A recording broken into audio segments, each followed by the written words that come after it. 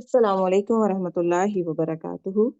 आप सबको आज के सेशन में खुश आमदीद। अल्हम्दुलिल्लाह हर हफ्ते की रात 9 बजे बहुत ही अहम मौज़ूआत पर सेशन होते हैं। इसी सिलसिले में आज का भी सेशन है। जैसा कि हम सब जानते हैं कि अल्हम्दुलिल्लाह रमज़ान बहुत करीब है और जितना अहम मौका होता है उतनी ही ज़्यादा बड़ी उसकी तैयारी भी होती है। तो रमज़ान की तैयारी के सिलसिले में आज का सेशन होगा जिसका मौजू है रमज़ान में इस्तकामत कैसे, जिसकी अ, इस मौजू की हम सबको बहुत ज़्यादा ज़रूरत है क्योंकि ये शिकायत हमेशा रहती है हम सबको अपने साथ कि शुरू में तो हमारी रूटीन बहुत अच्छी होती है लेकिन आहिस्ता-आहिस्ता वो रूटीन वैसी नहीं रहती, वो जोश, वो जज़्बा वैसा नहीं रहता जैसा शुरू में था। तो उसको पूरा महीना बरकरार रखने के लिए हमें क्या करना है, कैसे करना है, इंशाअल्लाह ताला आज इस पर बात होगी। और इस मौजू पर बात करने के लिए बहुत ही अहम मेहमान हमारे साथ हैं। अल्हम्दुलिल्लाह ज़ुबैदा अज़ीज़ बाजी, इस नाम से आप सब वाकिफ़ हैं और आज की महफ़िल में मौजूद बहुत सारे लोग उनसे पढ़ चुके हैं, ये पढ़ रहे हैं और या फिर उनके साथ काम करके उनसे बहुत कुछ सीख चुके हैं, अल्हम्दुलिल्लाह। और बाजी जो हैं ज़ुबैदा अज़ीज़ बाजी पिछले 30 सालों से अलहुदा के साथ वाबस्ता हैं और दीन का काम कर रही हैं और इस वक्त अलहुदा इंटरनेशनल इस्लामाबाद में सीईओ के तौर पर अपनी खिदमात सर अंजाम दे रही हैं। तो बाजी सबसे पहले आपको खुश आमदीद, अहलन व सहलन मरहबा। बहुत शुक्रिया आपका कि आपने वक्त निकाला और इतने अहम मौजू पर बात करने के लिए आई। तो हमारी दुआ है कि हम आपसे बेहतरीन तौर पर सीख सकें और फिर वाक़ई ही उस पर अमल भी कर सकें। जज़ाकिल्लाह खैरन कसीरा बाजी। अस्सलामु अलैकुम वरहमतुल्लाहि वबरकातुहू। वालेकुम उम्मीद अस्सलाम है व कि उम्मीद है आप सब खैरियत से होंगे। बहुत अच्छा मुझे लग रहा है आप सबके साथ बात करते हुए। अल्लाह ताला हमें मुफीद बात कहने की तौफीक अता फरमाए। उम्मीद है मेरी आवाज़ आपको सही से आ रही होगी। जी बाजी।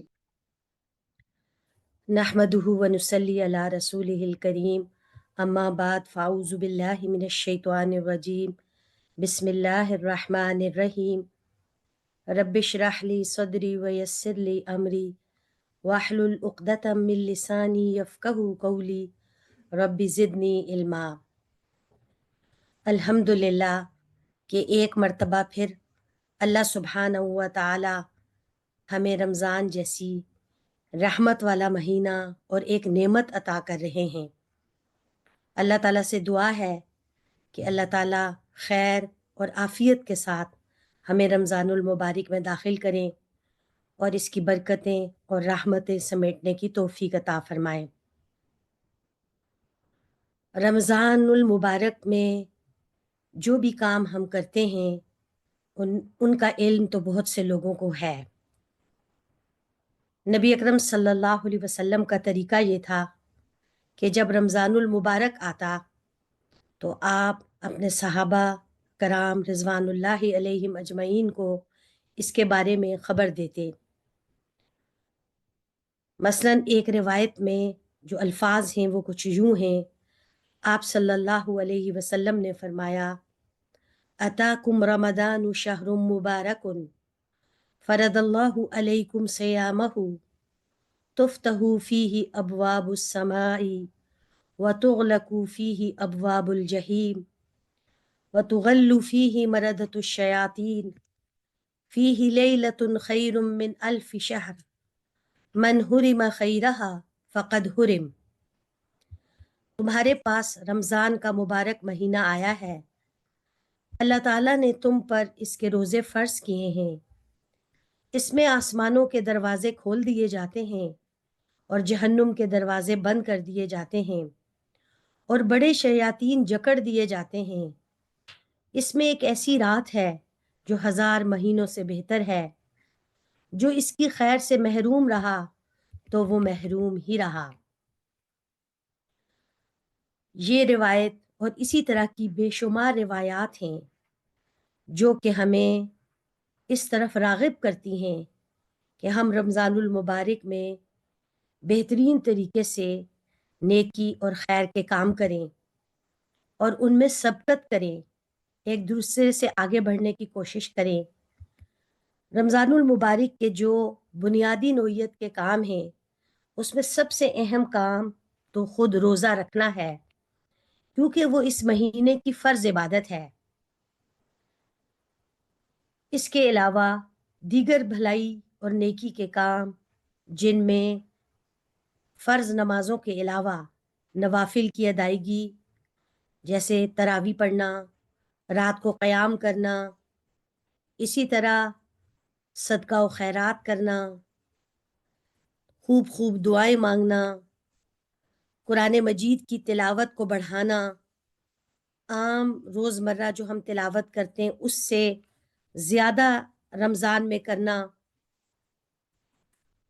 اور دیگر بھی نیکی کے کام ان کی طرف انسان کی رغبت بھی ہوتی ہے اور وہ چاہتا بھی ہے کہ انہیں اچھے طریقے سے کرے۔ لیکن بعض اوقات ایسے ہو جاتا ہے کہ انسان جو پلان کرتا ہے اس کو پورا نہیں کر پاتا اور تھکنے لگتا ہے اور بعض اوقات سستی کا شکار ہو جاتا ہے۔ تو ایسے میں ہم کیسے رمضان المبارک میں اپنی جو ہم نے نیت کی، جو ہم نے ارادے باندھے، ان پر قائم رہیں؟ تو اس حوالے سے ہم یہ دیکھتے ہیں کہ استقامت کا اختیار کرنا بہت ضروری ہے۔ استقامت دراصل اپنی جگہ پر ایک بہت بڑی نیکی ہے، بہت بڑا عمل ہے، اور اس کا اختیار کرنا بہت آسان بھی نہیں ہے۔ استقامت کا مطلب کیا ہے اصل میں؟ اس کا مطلب ہوتا ہے درستگی اور اعتدال پر قائم رہنا، یعنی کوئی بھی کام ہم کر رہے ہیں اس میں ہم افراط اور تفریط سے بچیں، زیادتی بھی نہ کریں اور کمی بھی نہ کریں۔ تو اب جب ہم اس کو رمضان المبارک کے پرسپیکٹو میں دیکھتے ہیں تو ہمیں کیا کرنا ہوگا کہ جتنے بھی خیر اور بھلائی کے کام ہیں ہم حقیقت پسند ہو کر ان کا منصوبہ بنائیں، پلاننگ کریں۔ یہ نہ ہو کہ ہم شروع میں تو بہت جذبے کے ساتھ کام کریں اور بہت سارے ایسے کام اپنے اوپر لے لیں جو زیادہ دن تک جاری رکھنا ممکن نہ ہو، اور اس سے ہم بہت جلد تھک جائیں، کیونکہ انسان کمزور ہے، وہ عبادت کرتے کرتے تھک جاتا ہے جبکہ اللہ تعالیٰ اجر دیتے ہوئے نہیں تھکتا۔ تو عبادت کا تو یہ مہینہ ہے، نیکیوں کا یہ موسم بہار ہے، اور عام دنوں کے مقابلے میں نیکیاں زیادہ کرنی ہیں، لیکن ان کی پلاننگ ریئلسٹک ہونی چاہیے۔ خود ہم یہ دیکھتے ہیں کہ نبی اکرم صلی اللہ علیہ وسلم کا طریقہ بھی یہی تھا۔ آپ تدریج کے ساتھ رمضان میں اپنی ایفرٹس کو بڑھاتے تھے۔ یہی وجہ ہے کہ آخری عشرے میں آپ زیادہ کمر بستہ ہو جاتے اور راتوں کو زیادہ جاگتے، اور کچھ عبادات کو بھی آپ نے بڑھا لیا آخری عشرے میں، جیسے اعتکاف کی عبادت ہے، جیسے آخری عشرے کی طاق راتوں میں نہ صرف آپ صلی اللہ علیہ وسلم خود بیداری اختیار کرتے بلکہ اپنے اہل و عیال کو بھی بیدار کرتے، اور اس کے ساتھ ساتھ اہل ایمان کو بھی لیلۃ القدر تلاش کرنے کا حکم دیا گیا۔ تاکہ وہ آخری عشرے میں مزید اپنی عبادت کو امپروو کریں، اس میں اضافہ کریں. تو اس سے ہمیں یہ بات سمجھ میں آتی ہے کہ آخری حصے میں سست ہونے کے بجائے اور کمزور ہونے کے بجائے یا عبادت میں کمی کرنے کے بجائے اس کو بڑھانا ہے. یہ سنت ہے. تو اس لیے اسی ترتیب کے ساتھ ہم اپنے رمضان کو پلان کریں. پھر دوسری بات، استقامت کا جو اجر ہے، کسی کام کو جب ہم کریں اور پھر اس کے اوپر جم جائیں اور اس میں کنٹینیوٹی رہے، اس کے اجر پر اگر نظر ہوگی اور اس حوالے سے جو خوشخبریاں اللہ تعالیٰ نے ہمیں دی ہیں وہ ہمارے علم میں ہوں گی تو بھی استقامت اختیار کرنا آسان ہوگا. سورۃ الاحقاف کی آیت نمبر 13 میں اللہ سبحانہ و تعالیٰ ارشاد فرماتے ہیں، ان الذین قالوا ربنا اللہ ثم استقاموا فلا خوف علیہم ولا هم یحزنون. بے شک وہ لوگ جنہوں نے کہا ہمارا رب اللہ ہے اور پھر اس پر مضبوطی سے قائم ہو گئے تو ان لوگوں کو نہ کوئی خوف ہوگا اور نہ ہی وہ غمگین ہوں گے. اب یہ اتنی بڑی خبر ہے جو اللہ تعالیٰ نے ہمیں دی کہ جب مومن استقامت کے اس فائدے کو ذہن میں رکھتا ہے کہ وہ خوف و حزن سے بے نیاز ہوگا آخرت میں، جب کہ لوگ پریشان ہوں گے، گھبرا رہے ہوں گے، تو پھر اسے اللہ کے وعدوں کا یقین بھی ہوتا ہے اور وہ اپنی عبادات کو اچھے سے جاری رکھ سکتا ہے. اسی طرح سورہ ہود میں اللہ سبحانہ و تعالیٰ کا ارشاد ہے، فَاسْتَقِمْ كَمَا أُمِرْتَ وَمَنْ تَابَ مَعَكَ وَلَا تَطْغَوْا إِنَّهُ بِمَا تَعْمَلُونَ بَصِيرٌ. یعنی نبی صلی اللہ علیہ وسلم کو کہا گیا کہ جس طرح آپ کو حکم دیا گیا ہے آپ اسی طرح استقامت اختیار کیجئے، اور وہ بھی جنہوں نے آپ کے ساتھ توبہ کی، اور سرکشی نہ کرنا، کیونکہ جو کچھ تم لوگ کرتے ہو اللہ وہ سب دیکھتا ہے، دیکھنے والا ہے.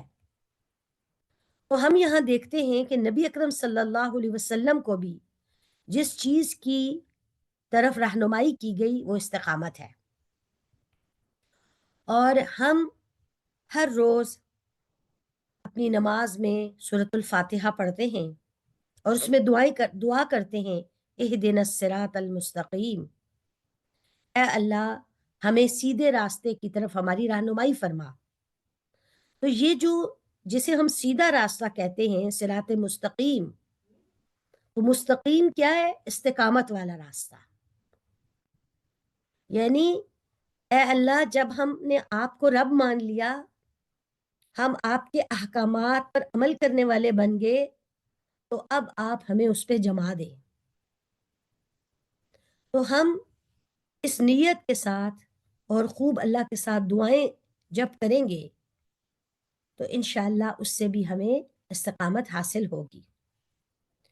ایک روایت میں آتا ہے کہ سفیان بن عبداللہ الثقفی رضی اللہ تعالی عنہ نے رسول اللہ صلی اللہ علیہ وسلم سے درخواست کی کہ میرے لیے اسلام کی کوئی ایسی بات فرما دیجئے جس کے بعد مجھے کسی سے کچھ پوچھنے کی ضرورت نہ رہے. تو آپ نے فرمایا، قل آمنت باللہ فاستقم، تم کہو کہ میں اللہ پر ایمان لایا اور پھر اس پر مضبوطی سے جم جاؤ. تو یہ صحیح مسلم کی روایت ہے.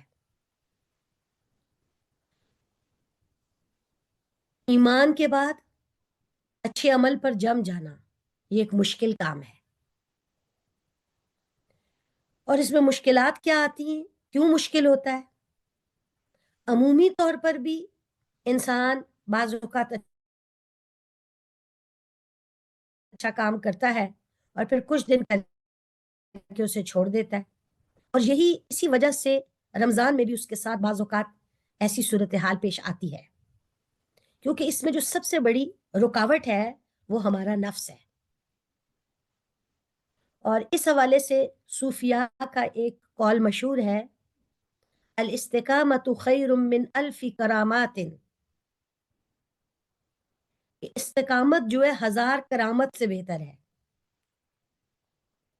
کیونکہ کرامت پھر سرزد ہو سکتی ہے لیکن استقامت کم لوگ کر سکتے ہیں. یہ وہ نیکی اور وہ عمل ہے جو ہر ایک کے بس کی بات نہیں ہے، اور یہ صرف خواہشات سے بھی حاصل نہیں ہوتی. تو پھر ہم کیسے حاصل کر سکتے ہیں، اور رمضان میں خاص طور پر ہم کیسے جو اچھے اچھے اعمال ہم نے سوچے ہیں ان پر قائم رہ سکتے ہیں؟ تو اس کے لیے سب سے پہلی جو طریقہ ہے وہ ہے خود اللہ سے ہی مدد طلب کرنا، اللہ سے دعا کرنا. کیوں؟ یہ کیونکہ رمضان المبارک بھی اللہ نے ہمیں دیا، اور اس میں جو بھی عبادت کی توفیق ہے وہ بھی اللہ نے دی ہمیں. اسی نے ہمیں رمضان میں اپنی عبادت کے لیے کھڑا کیا ہے.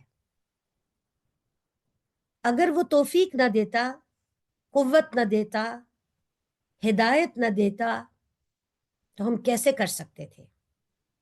تو یہ اللہ کا محض فضل ہے اور اس کی عطا ہے کہ وہ اپنے بندوں کو عبادت کی توفیق دیتا ہے، پھر بندے عبادت کرتے ہیں تو وہ انہیں قبول بھی کرتا ہے. تو یہ وہ ریالٹی ہے جس کو تسلیم کرنا استقامت کا پہلا سٹیپ ہے. لیکن اگر کوئی شخص عمل کرنے کو اپنا کمال سمجھے اور خود کو نیک گمان، اپنے بارے میں نیک گمان قائم کرے اور یہ سوچے کہ یہ تو میری اپنی قوت اور طاقت ہے جس کی وجہ سے میں عبادت کر رہا ہوں، تو پھر کیا ہوگا؟ یہی سوچ اس کی استقامت میں رکاوٹ بن جائے گی، کیونکہ یہاں اس کا نفس شریک ہو گیا ہے، اور پھر اللہ بھی اسے اس کے نفس کے حوالے کر دے گا، اور جسے اللہ اس کے نفس کے حوالے کر دے تو وہ کامیاب نہیں ہو سکتا. اس لیے ہم دیکھتے ہیں کہ نبی اکرم صلی اللہ علیہ وسلم یہ دعا مانگا کرتے تھے، اے اللہ مجھے ایک لمحے کے لیے بھی میرے نفس کے حوالے نہ کرنا. نفس اصل میں ایک ایسی چیز ہے کہ اسے جب وہ کوئی اچھائی کرتا ہے تو وہ مغرور ہونے لگ جاتا ہے،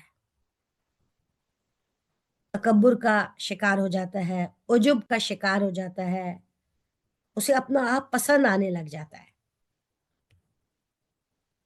اور یہ چیز اللہ تعالیٰ کو پسند نہیں ہے، کیونکہ یہ توفیق اللہ کی دی ہوئی ہے. بہت سے اسی کی طرح کے انسان ہیں جو مختلف اسباب کی وجہ سے وہ نیکیاں نہیں کر پا رہے. کوئی اپنی بیماری کی وجہ سے، کوئی اپنی کسی اور آزمائش کی وجہ سے، کوئی ہدایت نہ ملنے کی وجہ سے. تو اگر ہمیں صحت ملی ہے، ہمارے اندر انرجی لیول اچھا ہے، اور پھر سب سے بڑھ کر ہمیں ہدایت ملی ہے، تو یہ سب تو اللہ کی عطا کردہ ہے. تو اس لیے اگر ہم اپنے ذہن میں یہ بٹھا لیں گے کہ ہم نے جو کرنا ہے اللہ کی توفیق کے ساتھ کرنا ہے، تو انشاءاللہ، اور ساتھ ساتھ دعا کریں گے کہ یا اللہ آپ ہمیں اس کی توفیق دیے رکھیں اور ہم سے یہ توفیق چھینے نہ. جیسے نبی اکرم صلی اللہ علیہ وسلم کی ایک اور دعا جو ہے معروف دعا، وہ یہ ہے کہ اے میرے رب، میرے دل کو ثبات عطا فرما. کس پر؟ دین پر. یا مقلب القلوب ثبت قلبی علی دینک. اے دلوں کو پھیرنے والے، پلٹنے والے، میرے دل کو اپنے دین پر جما دے. تو جیسے عمومی طور پر ہم یہ دعا مانگتے ہیں، اور رمضان میں ہم یہ دعا کر سکتے ہیں، اس کو اپنے الفاظ میں یوں بھی کہہ سکتے ہیں: اے دلوں کو پلٹنے والے، ہمیں رمضان میں عبادات پر، نیکیوں پر، خیر کے کاموں پر جما دے، ان کو ہمارے لیے آسان بنا دے. تو انشاءاللہ جب ہم اللہ پہ کامل بھروسے اور دعا کے ساتھ اپنے کام کریں گے تو وہ توفیق ہمیں حاصل رہے گی.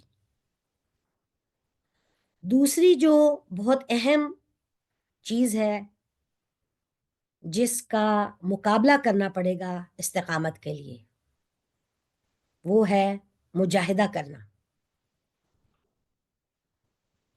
یہ سمجھنا ضروری ہے کہ استقامت بستر پر آرام سے لیٹنے سے حاصل نہیں ہو سکتی، یا ہم اگر ہر طرح کی لذتوں اور خواہشات میں مگن ہیں اور چاہتے ہیں کہ ہمیں استقامت حاصل ہو جائے تو ایسے نہیں ہوتا. کیونکہ اگر ہم زیادہ آرام طلب ہو جائیں گے اور یا اپنی خواہشات کو پورا کرنے میں لگے رہیں گے تو پھر ہمارے نفس کو وہ کام محبوب ہو جائیں گے اور عبادت پسند نہیں آئے گی اسے. تو اس کے لیے ہمیں یہ بھی اپنے ساتھ طے کرنا ہوگا کہ ہم نے رمضان المبارک میں اپنے نفس کے ساتھ جد و جہد کرنی ہے، کوشش کرنی ہے.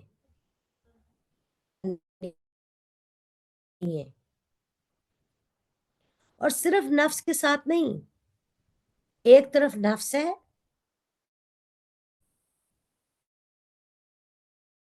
اور اس کی خواہشات ہیں. اگرچہ ہمیں یہ خوشخبری سنائی گئی ہے کہ رمضان المبارک میں شیطان جکڑ دیے جاتے ہیں، قید کر دیے جاتے ہیں، اور یہ بات بالکل درست ہے. لیکن بہرحال ضروری نہیں کہ شیطان جنات ہی کی شکل میں ہوں، بلکہ انسانوں میں بھی شیاطین ہوتے ہیں جو ہمارے ارد گرد ہوتے ہیں، وہ بھی ہمیں بہکا سکتے ہیں. تو اس لیے ہم نے بہت توجہ کرنی ہے. پھر یہ کہ جب ہم یہ کوشش کریں گے انشاءاللہ اللہ کے حکم کے ساتھ تو اللہ تعالیٰ کوشش کے اندر برکت پیدا کر دیتے ہیں. جیسا کہ سورۃ العنکبوت کی آیت 69 میں اللہ سبحانہ و تعالیٰ کا ارشاد ہے: وَالَّذِينَ جَاهَدُوا فِينَا لَنَهْدِيَنَّهُمْ سُبُلَنَا وَإِنَّ اللَّهَ لَمَعَ الْمُحْسِنِينَ. اور وہ لوگ جو ہماری راہ میں جد و جہد کرتے ہیں، اٹ موسٹ ایفرٹ، ہم یقیناً انہیں اپنے راستے دکھائیں گے، اور بے شک اللہ محسنین کے ساتھ ہے. تو محسن بننا پڑے گا، اور محسن وہ ہوتا ہے جو ہر لیول پر بھلائی کرنے کی کوشش کرتا ہے اور نیکی میں آگے سے آگے بڑھنے کی کوشش کرتا ہے. پھر اسی طرح ایک اور جگہ سورۃ السجدہ میں اللہ تعالیٰ فرماتے ہیں: وَجَعَلْنَا مِنْهُمْ أَئِمَّةً يَهْدُونَ بِأَمْرِنَا لَمَّا صَبَرُوا وَكَانُوا بِآيَاتِنَا يُوقِنُونَ. اور ہم نے ان میں سے کچھ لوگوں کو امام بنایا جو ہمارے حکم سے رہنمائی کرتے تھے جب انہوں نے صبر کیا، اور ہماری آیات پر وہ یقین رکھتے تھے. یہاں اس آیت سے ہمیں کیا بات پتہ چلی کہ اگر انسان صبر اختیار کرتا ہے، صبر بھی استقامت کا ایک حصہ ہے، یاد رکھیے، کیونکہ استقامت صبر کے بغیر آ نہیں سکتی. تو جب جو لوگ صبر کرتے ہیں، اللہ کی آیات یعنی اس کے وعدوں پر یقین رکھتے ہیں، تو پھر اللہ تعالیٰ انہیں دنیا میں امامت کا منصب دیتے ہیں، ان کو لیڈرز بناتے ہیں، وہ رہنمائی کرنے والے ہوتے ہیں. یہ اللہ کی طرف سے انعام ہوتا ہے. امام احمد بن حنبل رحمہ اللہ سے پوچھا گیا کہ بندہ کب حقیقی آرام محسوس کرے گا؟ انہوں نے فرمایا جب وہ جنت میں اپنا قدم رکھے گا. یعنی یہ جو دنیا ہے یہ آرام کی جگہ نہیں ہے. اگر ہم آرام طلب بن جائیں گے اور پھر یہ بھی چاہیں گے کہ ہمیں استقامت حاصل ہو تو یہ ممکن نہیں ہے. امام شافعی رحمہ اللہ نے کہا باوقار شخص کو کبھی راحت محسوس نہیں کرنی چاہیے کیونکہ وہ دنیا کی زندگی میں مشقت میں ہے یہاں تک کہ اللہ سے جا ملے. لیکن ہم عموماً کیا سوچتے ہیں؟ یہاں بھی راحت ہی راحت میں رہیں، نرم گرم بستر رہے، مزے مزے کے کھانے ہوں، اپنی ساری خواہشات پوری کریں اور استقامت بھی حاصل ہو جائے. نہیں، استقامت کی نعمت بغیر محنت کے نہیں ملتی. جو محنت کرے گا، ایفرٹ کرے گا، مجاہدہ کرے گا، اسی کو استقامت نصیب ہوگی. تیسری جو چیز ہے جو استقامت میں ہیلپ کرتی ہے وہ ہے نیک لوگوں کا ساتھ، اچھے لوگوں سے جڑے رہنا. وہ لوگ جو خود ثابت قدم ہیں، خود مستقیم ہیں، وہ اس جد و جہد اور دعائیں کر کر کے اس لیول کو اچیو کرنے میں اللہ کی توفیق سے کامیاب ہو گئے کہ انہیں استقامت حاصل ہے. انہیں نفس جلدی نہیں بہکا پاتا، انہیں شیطان جلدی نہیں بہکا پاتا. تو ان کے ساتھ ہم بھی جڑ جائیں، اس سے ہمیں بھی استقامت ملے گی. جب ہم کسی دوسرے کو دیکھتے ہیں وہ نیکی میں آگے بڑھ رہا ہے، خیر کے کام زیادہ اچھے کر رہا ہے، تو ہمارا بھی دل چاہتا ہے کہ ہم بھی اس کی طرح کریں اور ہم اس سے آگے بڑھیں. اور یہ دل چاہنا بھی چاہیے اور ایسا کرنا بھی چاہیے. یہی تو وہ کام ہے جس میں مقابلہ کرنا جائز ہے. سبقت بالخیر، بھلائی کے کاموں میں آگے بڑھنا. تو جب کبھی یہ محسوس ہونے لگے کہ ہم سست پڑ رہے ہیں، ہم کمزور ہو رہے ہیں، تو واپس کسی ایسے سورس سے جڑ جائیں. وہ آن سائٹ بھی کوئی پروگرام ہو سکتے ہیں، اچھی نیکی کی مجلس ہو سکتی ہے، آن لائن بھی ایسے مواقع ہو سکتے ہیں. تو کنٹینیوس جڑے رہنا بہت فائدہ دیتا ہے. رمضان میں عموماً ہمیں عبادت آسان کیوں لگتی ہے؟ اسی لیے کہ ہمارے ارد گرد بہت سے لوگ نیکی کر رہے ہوتے ہیں. ان کی موجودگی ہمارے لیے سہولت پیدا کر دیتی ہے. لیکن اگر وہ ہمارے ارد گرد نیکیاں کرنے والے نہ ہوں تو نیکی کرنا ہمارے لیے بھی مشکل ہو جائے گا. اور پھر انسان اگر خود بھی نیکی سے دور ہے اور ارد گرد کے لوگ بھی ایسے نہیں ہیں کہ جو نیکیوں میں آگے بڑھ رہے ہوں تو پھر غفلت چھا جاتی ہے. اور غفلت استقامت کے لیے زہر قاتل ہے. غافل شخص استقامت نہیں اختیار کر سکتا اور وہ غفلت میں پھر مزید اس کی غفلت گہری ہوتی چلی جاتی ہے اور بالآخر جو تھوڑا بہت بھی وہ اچھا کام کر رہا تھا وہ بھی چھوڑ بیٹھتا ہے. اس لیے اچھے لوگوں کے درمیان رہنا، ان سے سیکھتے رہنا، اچھی مجالس اٹینڈ کرنا، یہ ہمارے ایمان کو بھی بڑھاتے ہیں اور استقامت میں بھی مدد کرتے ہیں.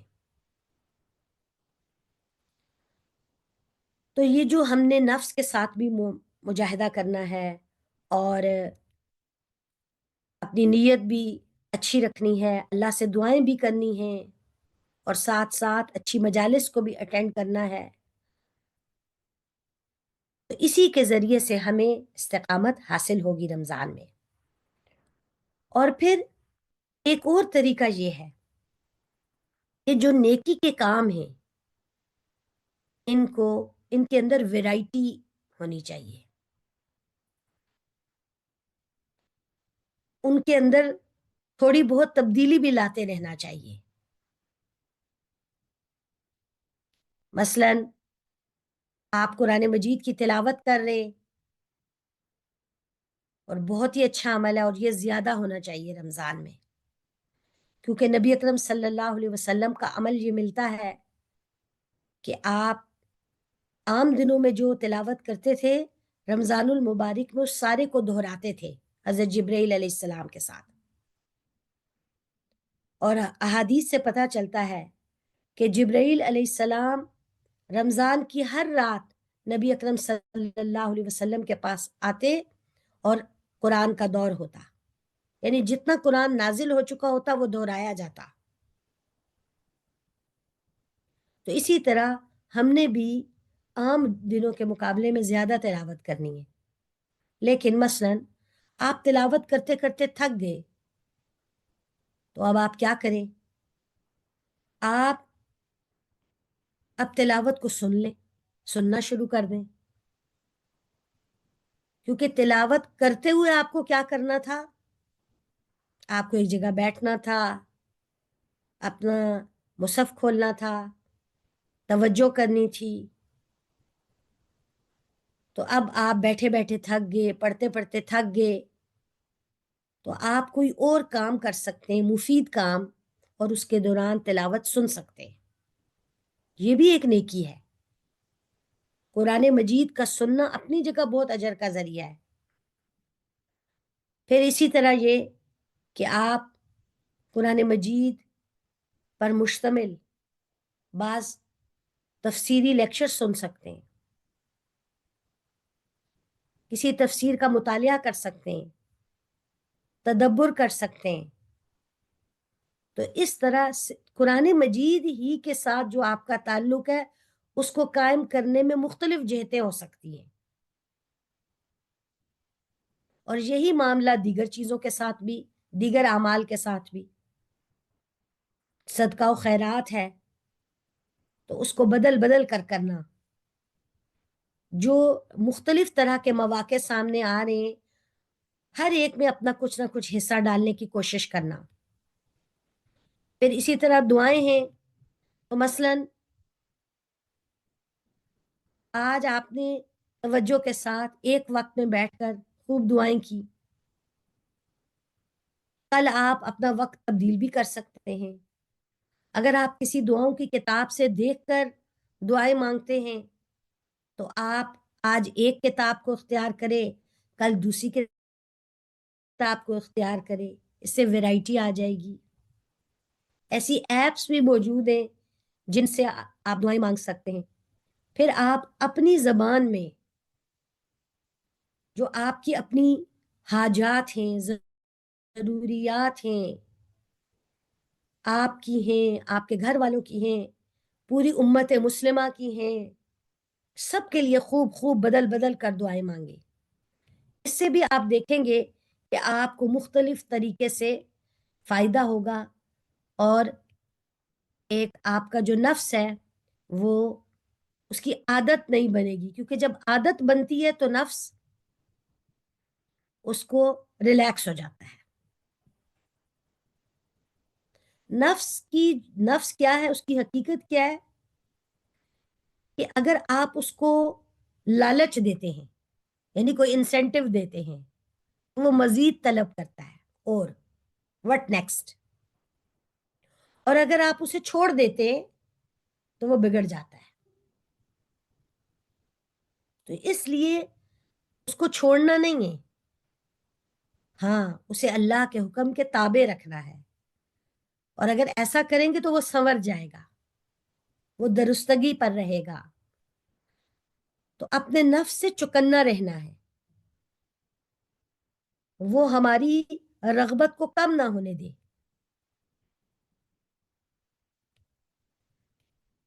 پھر اسی طرح یہ ہے کہ نفس کیا کرتا ہے، اسے عبادت کی مشقت پسند نہیں ہے، چاہے اس کے بعد دائمی لذت ہی کیوں نہ ہو.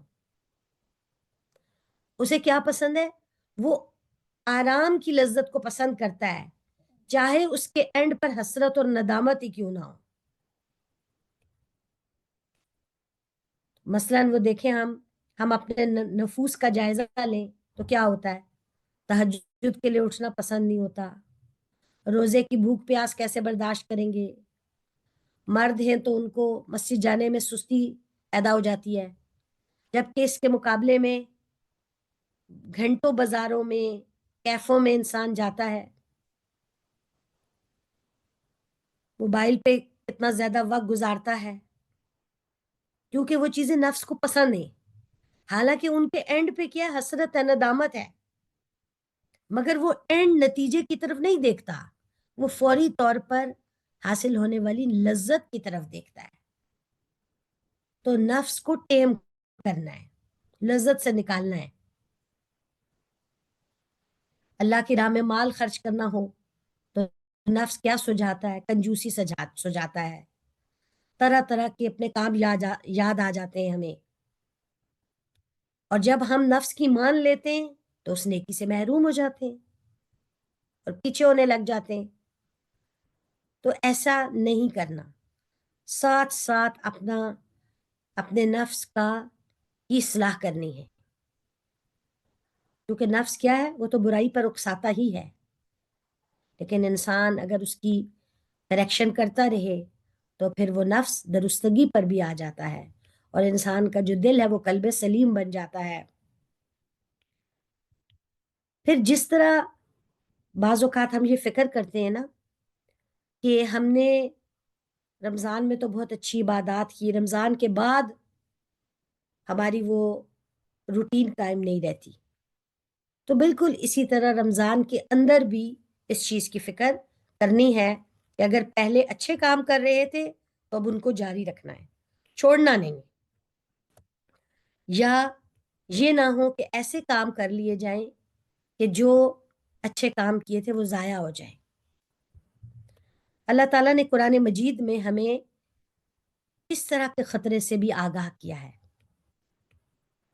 مثلا سورۃ الاعراف کی آیت 175 میں اللہ تعالیٰ نے بنی اسرائیل کے ایک ایسے شخص کا ذکر کیا ہے کہ جسے علم دیا گیا تھا، آیات کا علم، لیکن پھر وہ گمراہی کی طرف چلا گیا اور اس نے ہدایت کے بدلے گمراہی اور مغفرت کے بدلے عذاب لے لیا.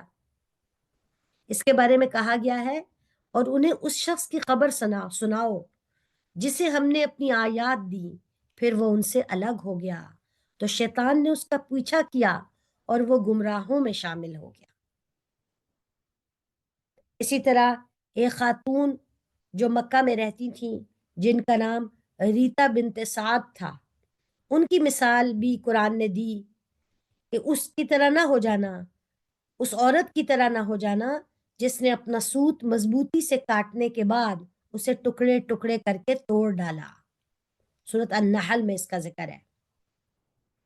کیونکہ وہ خاتون جو تھی وہ ذہنی طور پر یعنی پریشان حال تھی، تو وہ دن بھر جو دھاگا بنتی تھی شام کو اسے واپس ختم کر دیتی تھی. تو انسان جو اچھا عمل کرتا ہے اس کو کسی بھی خرابی کی وجہ سے، بے صبری کی وجہ سے ضائع نہ کرے. نبی اکرم صلی اللہ علیہ وسلم نے عبداللہ بن عمر رضی اللہ تعالی عنہ کو یہ نصیحت فرمائی تھی، اے عبداللہ، فلاں کی طرح نہ ہو جانا کہ وہ رات کو قیام کرتا تھا پھر اس نے چھوڑ دیا. اسی طرح عائشہ رضی اللہ تعالی عنہ رسول اللہ صلی اللہ علیہ وسلم کے عمل کے بارے میں جب ان سے پوچھا گیا تو انہوں نے کہا آپ کا عمل ہمیشہ جاری رہتا تھا، یعنی استقامت کے ساتھ آپ عمل کرتے تھے، ایک کنٹینیوٹی تھی. ایک اور صحیح مسلم کی روایت میں آتا ہے، نبی اکرم صلی اللہ علیہ وسلم نے فرمایا اللہ کے نزدیک سب سے محبوب عمل وہ ہے جس پر وہ ہمیشہ قائم رہے، یعنی جس پر ہمیشہ قائم رہا جائے، چاہے وہ تھوڑا ہی کیوں نہ ہو۔ تو اس وجہ سے علماء یہ کہتے ہیں کہ کسی عمل کے رد ہونے کی سب سے بڑی علامت یہ ہے کہ اطاعت کا وقت ختم ہوتے ہی انسان دوبارہ برے اعمال کی طرف لوٹ جائے۔ ظاہر ہے اگر انسان ایسا کر رہا ہے تو اسے استقامت کیسے حاصل ہو سکتی ہے؟ مثلا اس کی کیا مثال ہو سکتی ہے رمضان میں، کہ آپ نے جب روزہ رکھا دن کو، تو روزے کے دوران تو آپ بہت سارے غلط کاموں سے اپنے آپ کو بچایا، جھوٹ بھی بولنے سے بچے، غیبت نہیں کی، اور کوئی کان آنکھ اور اپنے اعضاء سے کوئی غلط کام نہیں کیا، کیونکہ آپ کے ذہن میں کیا تھا، میں روزے سے ہوں۔ لیکن جیسے ہی آپ نے مغرب کے ٹائم روزہ افطار کیا تو اس کے فوراً بعد آپ نے اس کی پرواہ چھوڑ دی، اور اب آپ جو دل چاہ رہا ہے وہ دیکھ رہے ہیں، جو دل چاہ رہا ہے وہ سن رہے ہیں، جو دل چاہ رہا ہے وہ گوسپس ہو رہی ہیں۔ تو یہ پھر یہی بات ہو جائے گی کہ انسان ایک اچھا عمل کر کے اس اطاعت کا جو وقت تھا روزے میں غلط چیزوں سے رکنے کا، جب وہ ختم ہوا تو دوبارہ غلط کاموں کی طرف چلے گئے۔ تو اس سے استقامت نہیں آتی۔ پورا دن روزہ رکھ کے جو پریکٹس کی تھی اسے روزے کے بعد بھی جاری رکھنا ہے۔ اور یہ جو عبادت ہے اللہ کی، جو رمضان کا اصل مقصود ہے اور جس میں آگے پڑھنا ہے، اس کی تو کوئی اینڈ نہیں ہے۔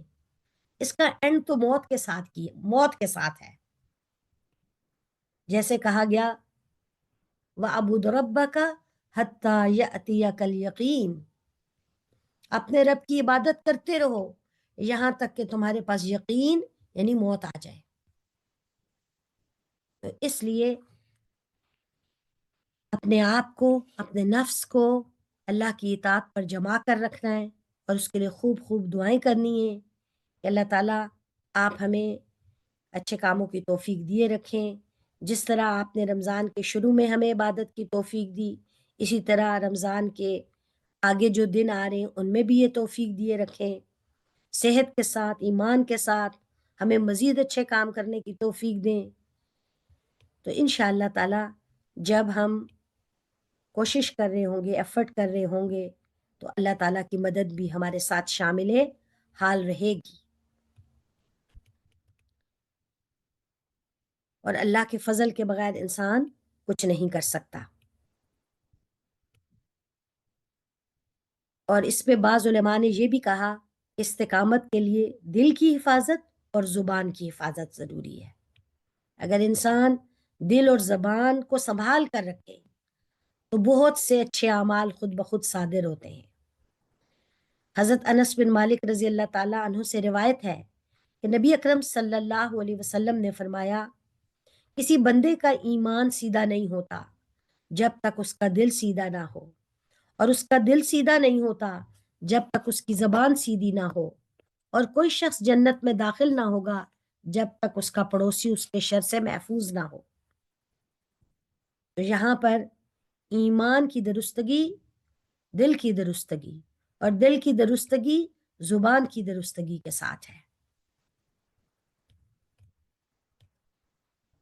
تو اللہ تعالیٰ سے ہم دعا کرتے ہیں کہ اللہ تعالیٰ ہمیں اپنے راستے میں استقامت عطا فرمائے، اور ہمارے رمضان المبارک کو بہت خیر کے ساتھ گزارنے کی ہم سب کو توفیق دے، اور آپ سب بہت اچھے اچھے اور خیر والے اور بھلائی کے کام کریں اور ان کی پلاننگ کریں، اور پہلے سے اپنے ذہن میں یہ بات بھی سوچیں کہ کس کام میں کیا رکاوٹ آ سکتی ہے، اور اس کو بھی پہلے سے اس کی بھی پلاننگ کریں کہ اچھا ایسے ہو سکتا ہے۔ ہر ایک کو اپنے نفس کا معلوم ہے، کس کا نفس کس لحاظ سے زیادہ کمزور ہے، تو اس کے مطابق ٹریننگ کریں۔ تو انشاءاللہ اللہ تعالیٰ ہم سب کی مدد کریں گے، اور ہم خیر کے کام آخر تک اور انشاءاللہ اس کے بعد بھی، رمضان کے بعد بھی ان خیر کے کاموں کو جاری رکھیں گے. جزاکم اللہ خیر. یہاں میں مکمل کر لیتی ہوں اپنا، اور اگر کوئی آپ میں سے کوئی بات کرنا چاہے، کوئی سوال کرنا چاہے تو وہ کر سکتا ہے. السلام علیکم. وعلیکم السلام. میں صبا بات کر رہی ہوں راولپنڈی سے. میں نے ایک لنک کے جی تھرو سر. آپ کا چینل جوائن کیا تھا. مجھے آپ سے میرا ایک کوشچن تھا، وہ یہ تھا کہ میں بہت کوشش کرتی ہوں نماز پڑھنے کی، لیکن میں پڑھ نہیں پاتی. میں ایک دو دفعہ پڑھتی ہوں، ایک دو دن پھر میری اسکپ ہو جاتی ہے. تو مجھے پلیز بتائیں کہ یہ کیسے ہوگا، میں کیسے کنٹینیو کروں اس چیز کو. مجھے گناہ سے بھی ڈر لگتا ہے، بٹ میں بہت کوشش کرتی ہوں. لائک رات ہوتی ہے تو میں کہتی ہوں میں سانگس نہیں سنوں گی، لیکن میں پھر ہینڈ فری لگا لیتی ہوں. سو میں اس چیز کو کیسے ڈینائی کروں، کیسے اس چیز سے روکوں میں خود کو؟ جی دیکھیں، اس کا نا ریزن آپ نے خود ہی بتا دیا ہے. اصل میں بھی یہی کہنے لگی تھی کہ آپ اس چیز پہ غور کریں کہ نماز میں پابندی کیوں نہیں ہو رہی. جیسے کہ ہم نے آج بھی یہ بات کی کہ استقامت کے لیے کچھ چیزیں ضروری ہیں. تو جی خاص طور پر نماز ایک ایسی عبادت ہے جو بہت بھاری عبادت ہے. قرآن نے بھی کہا ہے کہ یہ کبیرہ ہے، یعنی کبیرہ مینز بہت بھاری ہے سوائے خاشعین جی کے. تو اب عام بندہ ہمارے جیسا جو ہے، جو چھوٹی موٹی اور کمی کوتاہیوں کا بھی شکار رہتا ہے، تو اگر وہ میوزک سنے گا تو ظاہر ہے اس کے دل کے اوپر کس چیز کا ایفیکٹ آ رہا ہے. یہ ایفیکٹ جی جو ہے بالکل یہ بالکل. آپ کو عبادت میں استقامت نہیں دے رہا. اب یہاں کرنے کا کام یہ ہے کہ، اور وہ کرنا بھی آپ کو ہی ہے، کوئی آپ کی جگہ آ کے کر نہیں سکتا اصل میں. تو جی آپ یہ آئیڈینٹیفائی کریں کہ میوزک کی طرف آپ کی رغبت کیوں ہو جاتی ہے، کیوں، مطلب وہ کیوں آپ سننا شروع کر دیتی ہے. تو جب آپ کو اس کو وہ جی آپ آئیڈینٹیفائی کریں، اسے ایڈریس کریں، تو پھر انشاءاللہ باقی چیزیں بھی آہستہ آہستہ ٹھیک ہو جائیں گی. چلیے ٹھیک ہے، انشاءاللہ میں پوری ٹرائی کروں گی، میں نماز کی طرف اور کنٹینیوٹی لیتے رمضان رہوں. میں خاص دعا بھی کریں اپنے لیے. انشاءاللہ انشاءاللہ. تھینک انشاءاللہ. You so much. Thank you. Welcome. السلام علیکم باجی، میں سائمہ یاسمین. جی میں وعلیکم السلام. مجھے تھوڑی سی ہیلپ کیجیے گا. میں ماشاءاللہ سے 4-5 سال سے آپ جیسی باجیوں اور مدرسوں کے ساتھ مطلب شامل ہوں، لیکن مجھے تھوڑا سا یہ ہے کہ میں جو بھی کوئی کورس یہ دینی لحاظ سے جو بھی شروع کرتی ہوں وہ کہیں پہ رہ جاتی ہوں. میرا مسئلہ یہ تسلسل نہیں رہتا. کچھ اسائنمنٹ ہیں وہ رہ گئی، یا پھر کوئی اور شروع کیا تو وہ پھر تھوڑا سا اس میں کچھ رہ گیا. پھر لائک آپ کہیں کہ تجوید شروع کرتی ہوں تو وہ کہیں پہ رہ گئی آدھے سپارے تک، مطلب درمیان میں آ کے 15 سے 18 تک سپارے تک. پھر ترجمہ تفسیر والی کیا، وہ ایسے باجی. لیکن میں چھوڑتی نہیں ہوں الحمدللہ، لیکن لگی رہتی ہوں، لیکن پھر بھی تسلسل نہیں رہتا، وہ ادھوری چیزیں رہ جاتی ہیں.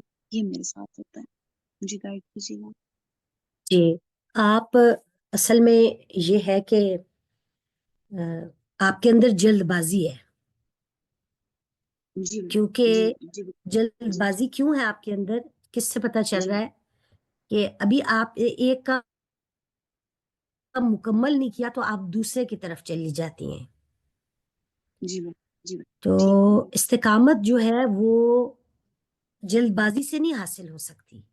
ہم جی انسان ہیں، ہم ایک وقت میں بہت سارا کام نہیں کر سکتے، اس لیے بالکل ہمیں اپنے بارے میں درستگی کے ساتھ سوچنا چاہیے. مثلا آپ اپنے ساتھ یہ، آپ کو اپنی اب اگر ویکنس پتہ چل گئی ہے کہ میری ویکنس ہے جلد بازی، میں جلدی فیصلہ کر جی لیتی ہوں کہ اس کو چھوڑ کے یہ شروع کر لوں. جی جی آل دو جی نیکی کے کام ہے سارے، ٹھیک ہے. اس سے یہ بات بھی جی پتہ چلتی ہے کہ آپ کے اندر نیکی کی رغبت ہے، مگر فطرت میں جلد بازی ہے. تو بالکل آپ جی اس جی جلد جی بازی ہوگی آپ کی کی اپنی صحیح. نیچر کو بہتر کرنے کی کوشش کریں، اور انشاءاللہ جب آپ اس کو آئیڈینٹیفائی کر کے کریں گی، مثلا اب آپ اپنے ساتھ یہ پلان کریں کہ اس وقت جو بھی کام کریں گے، جو بھی ہے اس وقت، جی جی اس کو پہلے میں مکمل کروں گی. انشاءاللہ ٹھیک ہے نا. انشاءاللہ. اب مثلاً جی کوئی اور اچھا سا کورس سامنے آیا تو آپ نے یہ نہیں کرنا کہ میں ایسے کرتی ہوں پہلے وہ کر لیتی ہوں. نہیں, جو آپ کر رہی ہیں اگر آپ کو اس میں کچھ مشکلات بھی آ رہی ہیں تو بھی جی جی پہلے آپ اسے مکمل کریں. جی ٹھیک. Excuse me. جزاک جی اللہ جی, خیر. السلام علیکم. وعلیکم السلام. میں آپ سے ایک کوشچن کرنا چاہ رہی ہوں. میں 11 ایئرس کی ہوں اور مجھے جو ہمارے ریلیجن میں کپڑے پہننے سے منع ہے نا, جو نہیں پہنتے, وہ جی کپڑے مجھے جی, بہت اٹریکٹ کرتے ہیں, تو میں کیا کروں؟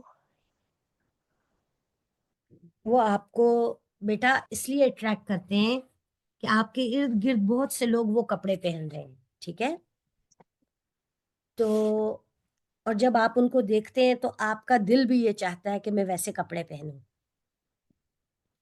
تو اب آپ اگر یہ ابھی آپ چھوٹی ہیں لیکن اگر آپ اس طرح سوچتی ہیں تو یہ بہت اچھا ہے.